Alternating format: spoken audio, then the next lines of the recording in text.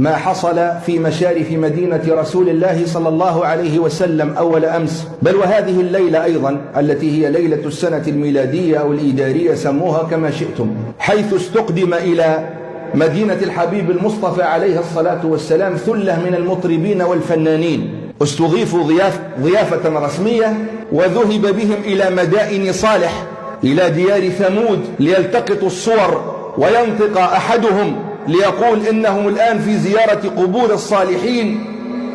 لا أدري بأي عقل يتكلم هذا الإنسان. يستقدم أولئك إلى مشارف المدينة، إلى مدينة الرسول صلى الله عليه وسلم، ليقيموا هذا الحفل. قل لي نكذب، نمدك الفيديو إذا حبيت.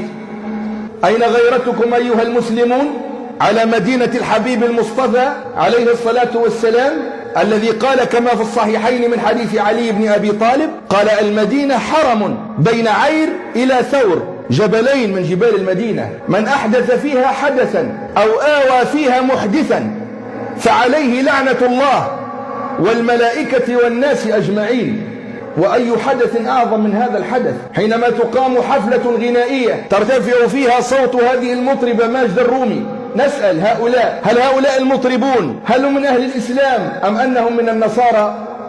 نسأل: هل ضاقت عليكم جزيرة العرب حتى تقيموا هذه الحفلة في مدينة الحبيب المصطفى عليه الصلاة والسلام؟ هل ضاق عليكم الربع الخالي يا عربان الجزيرة حتى تقيموا هذه الحفلة عند مسقط رأس رسول الله صلى الله عليه وسلم ومهاجره ومدفنه ومدفن أصحابه الكرام في هذه الأرض الطاهرة، في هذه الأرض المقدسة، في هذه الأرض التي ابتلت بدماء الصحابة الأطهار الأبرار لتكون أرضا للتوحيد ومنطلقا للرسالة؟ ضاقت عليكم الأرض، ضاقت عليكم جزيرة العرب، لكنكم تقصدون استفزاز 1.5 مليار من المسلمين، وأول المستفزين من هم؟ هم سكان تلك البلاد المباركة مع الأسف، الذين لم يهمسوا بكلمة لأنهم إلى الآن مخدرين، لأنهم إلى الآن مبتلون بشيوخ الضلال، الذين يقولون لهم: نقر المنكر لدفع ما هو أنكر.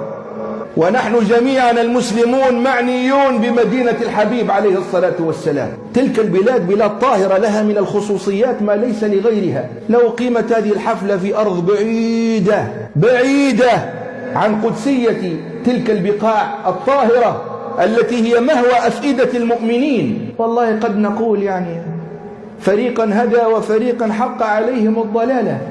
لكن تقصدون بالذات هذا المكان لتبطلوا حديث النبي صلى الله عليه وسلم الذي قال: لا تدخلوا على هؤلاء المعذبين إلا أن تكونوا باكين أن يصيبكم ما أصابهم، وقد استعجلتم عذاب الله وهو نازل إن لم تتوبوا وتؤوبوا إلى ربكم.